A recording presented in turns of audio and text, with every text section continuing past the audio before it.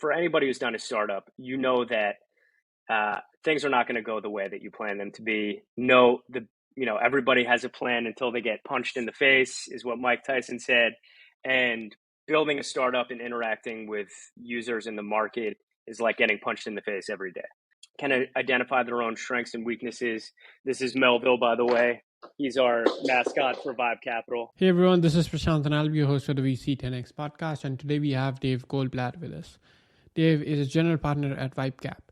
Dave has previously worked at Facebook for about 10 years in a product role where he learned from the best in the business. In this episode, we talk about investment thesis at Vibecap, investing in AI, Web3, climate change, and deep science, how cultural, climate, and demographic changes will shape the future of our world, and much more. Without wasting any time, let's get started. Hey Dave, so good to have you on the VC 10X podcast. How are you doing? Great, Prashant. Thank you. Thank you for having me. Yeah, it's my pleasure. And I saw that you're doing pretty incredible stuff at Vibecap, investing in Web3 and AI and deep science. Yeah. That's right. So three pretty exciting industries. So to start things off, can we have your story and why you started Vibecap? Sure. So pretty much right out of undergrad, I started working at Facebook, actually in customer support, which does not exist anymore. I was employee 180. This was 2007. Was there until 2017. Got to see, going from 10 million users to 3 billion users. Got to see from 180 employees to 50,000 employees, and learned a lot in the process with some of the smartest, most ambitious people in the world. After Facebook, I did a startup in the social audio space from like 2018 to early 2020. This was before Clubhouse, so we were a little bit too early for the market. And I'd always done some investing, a couple angel checks a year, but nothing really that intense. Just some friends' companies, the right opportunities when they came up. And then, in 2020, COVID hit. And at the same time, I was trying to figure out what I wanted to do next. Everyone was at home, locked down due to COVID. And I started to see all this volatility in society, which was really just an uptick of the volatility in society that had been trending upward since, really 2015. And started to dive in a little bit deeper. And, there was COVID, there were the riots in the United States. You see some of the volatility with the Ukraine war, the wars in Ethiopia, and supply chain issues. And really, we think that this is just the beginning of volatility in the world over the next 10 or so years. And our thesis is that this is because the systems that are in place, that have been in place for the past 50, 60, 70 years post-World War II, are eroding and are not able to sustain the needs of the world in 2022. These are things like traditional media, traditional finance, traditional government, education, healthcare. And I think, depending on where you are in the world, most of these systems you probably have a pretty low affability towards, where you do not enjoy interacting with these things and the people that are involved in them. So Vibecap's thesis is really, what are the technologies that are hitting the inflection points of their exponential curves, and where are they going to impact the traditional structures and systems of society such that they can provide the greatest impact and the greatest returns. Right. Awesome. Yeah. And the past 2-3 years have been especially insane in terms of the things that have been happening. Yep. And the Ukraine war is still going on, and all the stuff that's happening. It's kind of insane, right? So basically, I believe that your thesis is around that this volatility is going to stay, and how we tackle it is going to be different from the solutions we had before this. So there are new solutions that are required. So at Vibecap, you're investing in these new solutions. Correct. And you believe that these fall in the categories of Web3, AI, and deep science. Right. Is that correct? And just to be clear, these technologies are the ones that we think are going to drive the most impact. It's not exclusive in the sense of, hey, you're not building in Web3 AI or deep science, but you agree with our macro point of view and you've identified a key power structure that is eroding, but you're building a a mobile app that is in the consumer space. We still are open to exploring and investing if it's really a deep insight. But what we found is that generally people that are building into these spaces are the ones that share our macro views. Right, and you rightly said that we are right now at the inflection point of these sectors that you're investing in. But another important aspect of being at that stage is that it's really hard to figure out what is actually legit and what Right. is going to make it and what is not going to make it. Right. So how do you make that investment decision amid all this volatility? Because I believe most of it is not going to stay what you're investing in, but some of that will. So how are you making that judgment Yeah. and being careful with your Yeah. investment? Yeah. So for people who are investing at the pre-seed and seed stages, you can't plug numbers into a spreadsheet. It's very hard to project, hey, this was the revenue last year, because a lot of times the company didn't exist last year. This will be the revenue in a year, 2 years, 3 years. So what we look for is, what are the key components of any system? What are the atomic units? And those are the people. So who are the founders? What is their approach to the process of building a startup? Do they have a growth mindset where, listen, for anybody who's done a startup, you know that things are not going to go the way that you plan them to be. No, everybody has a plan until they get punched in the face, is what Mike Tyson said. And building a startup and interacting with users in the market is like getting punched in the face every day.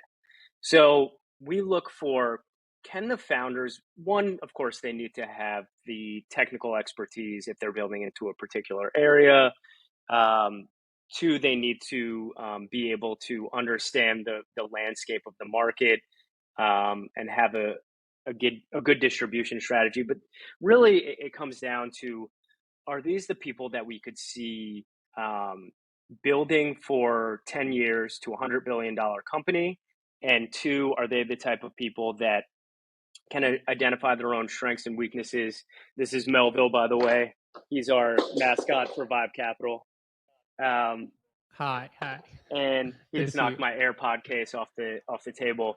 Are these the people or sets of people that are going to be the leaders to grow themselves and their relationship with their co-founders and their company in tandem with growing the product in the company?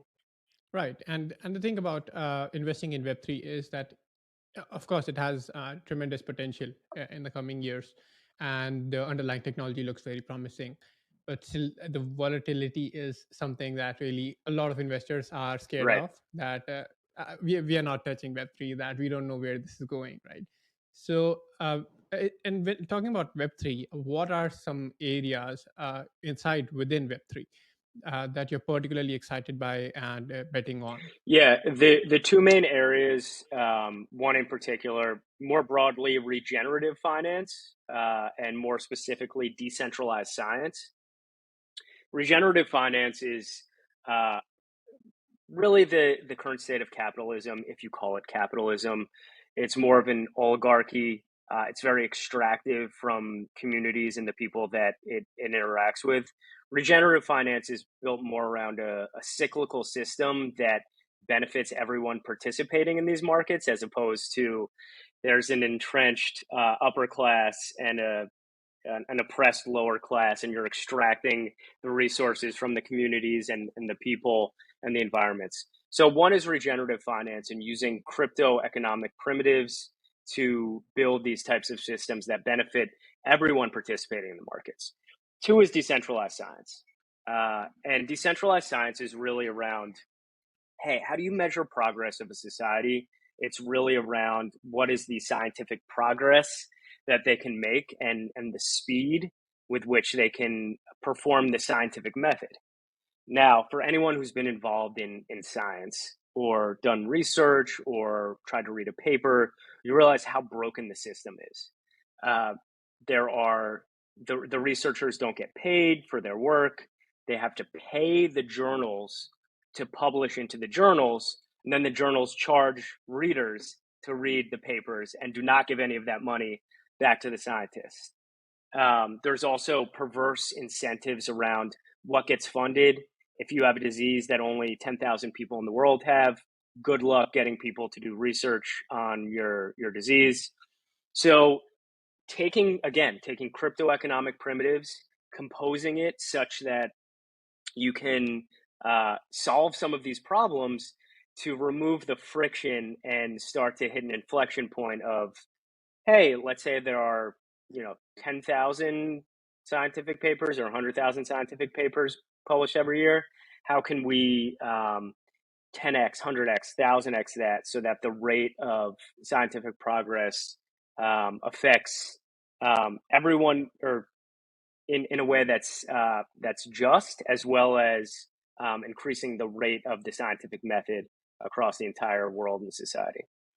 Yeah, absolutely. I agree with that. That Web3 is going to like really democratize and make a lot things a lot better if it is applied in the right way and it is welcomed by the society as well, right?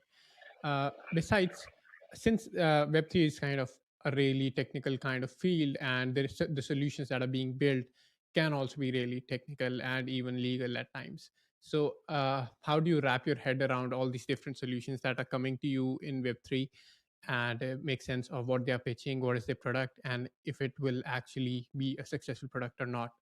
So, how do you conduct the diligence of that? Will this be relevant 5 to 10 years from now or not? Yeah, so I think that nothing is a binary. So someone can come to us and and everyone, or a lot of VCs have an anti-portfolio where it's the things that they passed on that wound up being these unicorns or decacorns, whatever you want to call it. Of course, we can't predict the future. We are not going to be perfect 100%. But what you can do is you can slide the probabilities in your favor. And this goes back to, again, how we evaluate the founders. Are they a good fit for the market, and is the market something that aligns with our macro thesis, especially at the pre-seed and seed stages of, like, can they see the future as clearly as, or do they have an opinion on the future that they can elucidate in a very clear manner, um, just as well as we like to think that we do. Um, so yes, of course, you need to due diligence in terms of, hey, is this is this blockchain? Does it have uh, you know has it reached the tipping point of there's a minimum viable community or set of people on the network to see it grow, or does it have the potential to do that?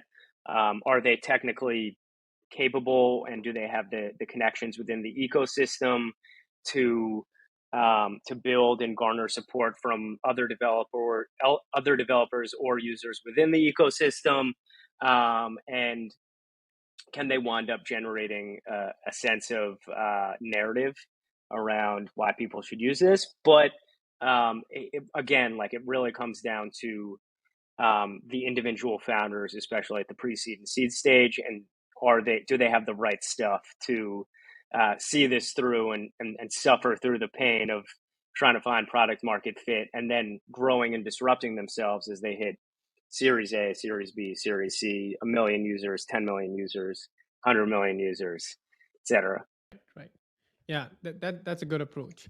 And also another sector that you're investing in is AI. And about the past year or so, we have seen some Hmm. incredible applications of AI being out there. It's open AI. And recently I saw there was a podcast that came out and which was entirely generated by AI. So it Yeah. was basically Joe Rogan hosting Steve Jobs, Yep. and it was about a 20-minute episode and sounded pretty realistic that it was actually maybe Joe Rogan hosting Steve Right. Jobs. And the way it came out, like I couldn't believe it that this is actually AI generating this stuff.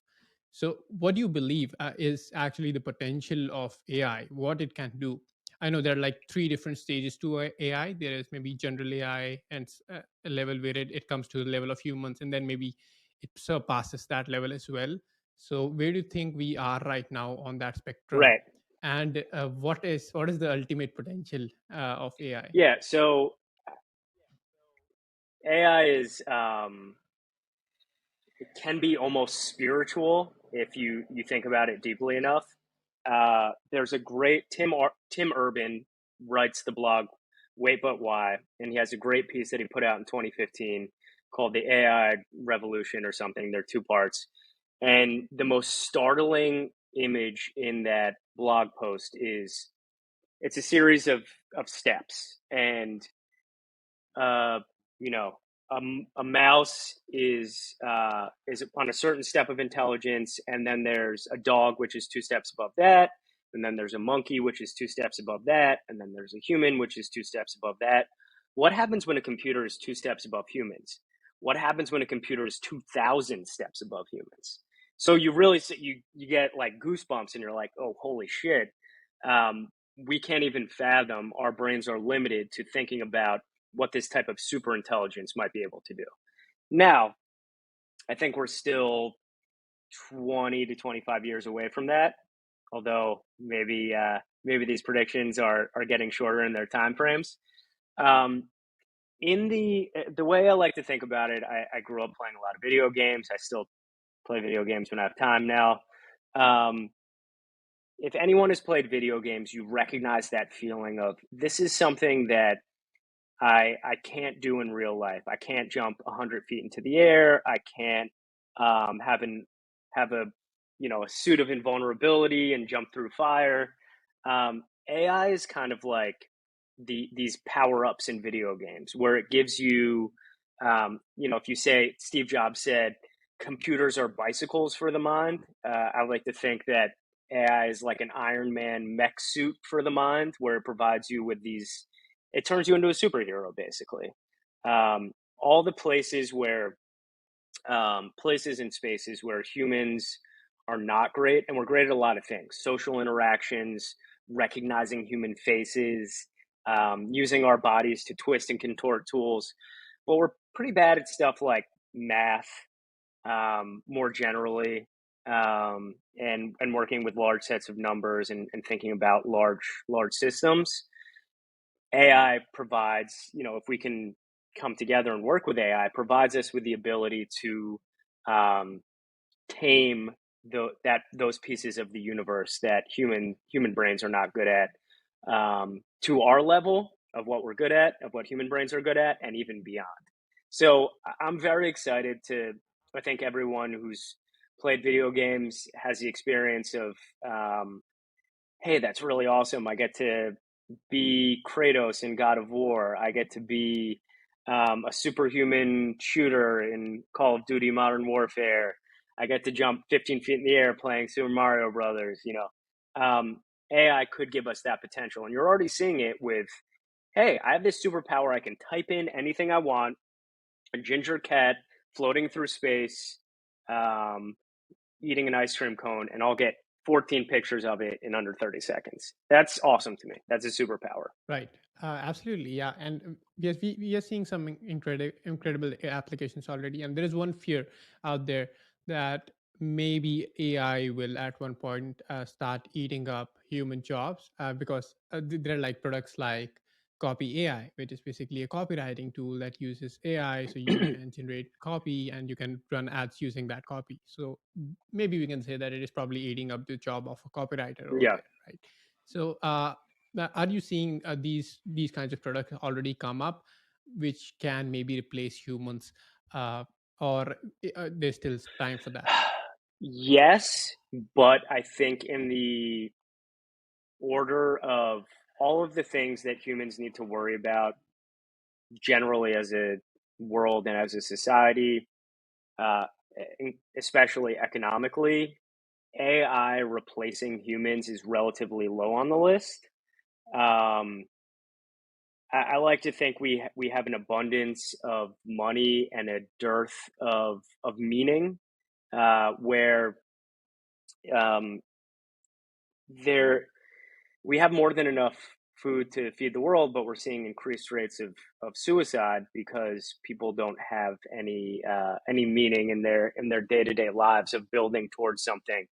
Um, AI might actually help people have meaning where you can now you don't need to go to a, you know, 4-year undergrad degree and spend $200,000 in the US to learn how to edit videos and work as a video director or even make videos in your spare time. So I think the simple metric of am I employed versus am I not employed?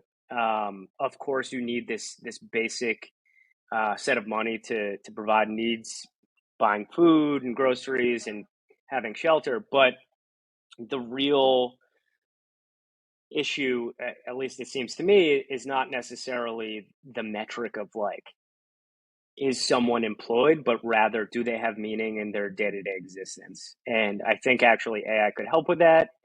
Um, but I could be 100% wrong. And maybe it is the biggest thing. But in my perspective, that's what Right. it seems to be. Yeah, that'll be great. If it can add meaning to people's lives, there's nothing better than that.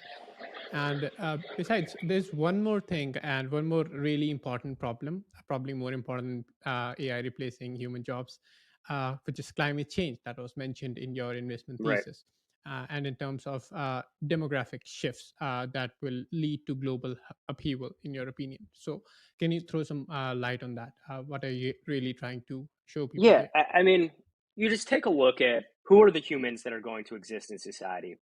Prashant, I can only assume that you grew up in India. Correct me if I'm wrong.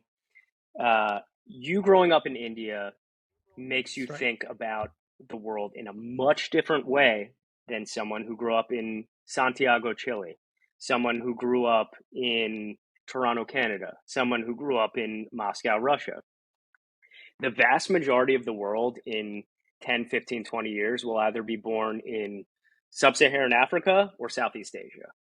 Now, just the fact of them being not born in these, not experiencing weather the same way or not having the same cultural background, that in and of itself, if you think about like, are these people really going to use the traditional, going back to the traditional governmental, media, financial, educational structures? Are they really going to use all these things? Probably not.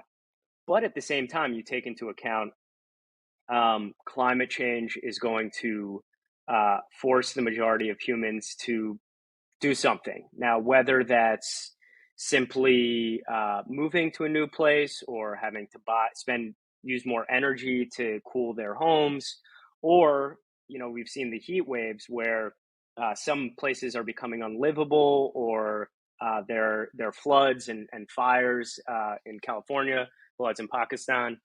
Um, these things, just these base um, forms of existence and reality for humans of like, oh, well, there are these insane fires that we have to deal with in Northern California right now.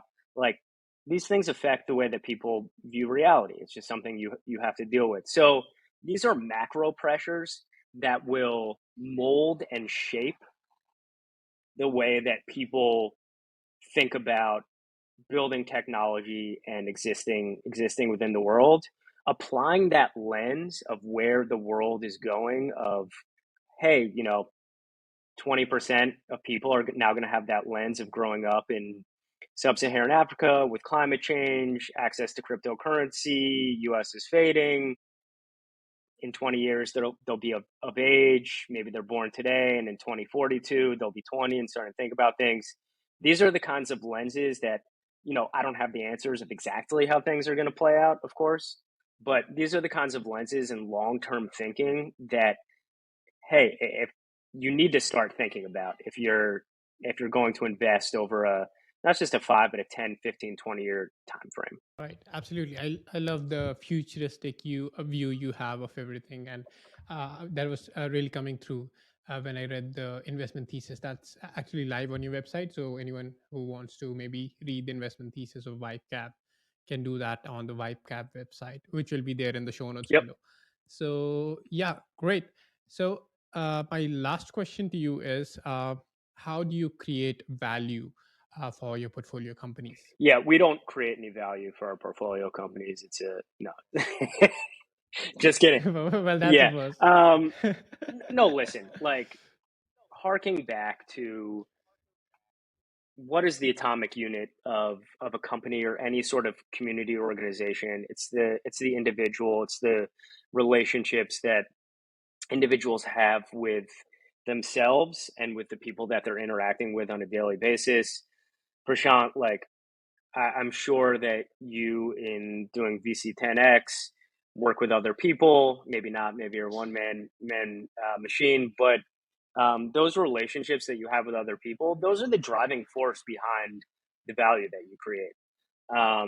And in addition to that, the relationship that you have with yourself, hey, things aren't going well. Maybe there's something outside of work that really affects the value that you can add to VC10X. So, with that lens in mind, knowing that that's the base of everything, all value that's created in the world, we just try to be there for our founders of, hey, unconditional support, whether it be emotionally or in any other kind of way.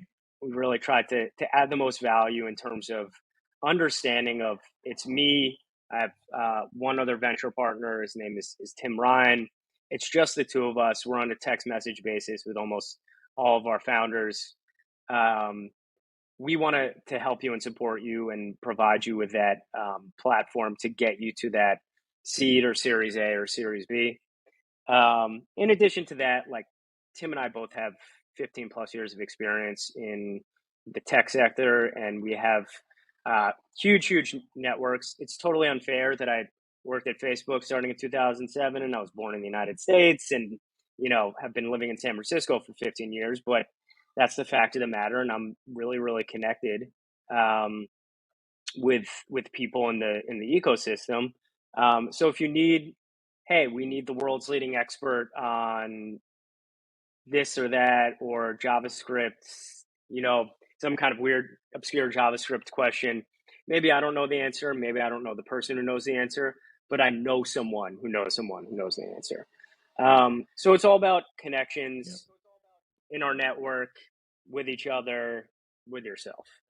Yeah, that sounds awesome. And by the way, I've hosted one of your portfolio founders before on the Oh, podcast. sweet. Can you guess which one?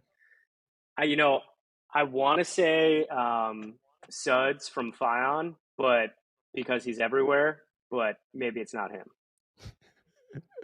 Actually, his episode just went out today on the recording day. So his name is Matt Sherman Oh, from he Three was going Thought. to be my next guest. He is also, uh, we have Yeah, a couple people who are everywhere all the time, just right. incredibly energetic founders and people. Great. So let's now move on to the rapid fire Sure, round. So I'll ask you 5 quick questions about the fund, and you have to give 5 quick answers. sure. All right. So the first one is, what are the sectors and regions you invest in? We are region agnostic.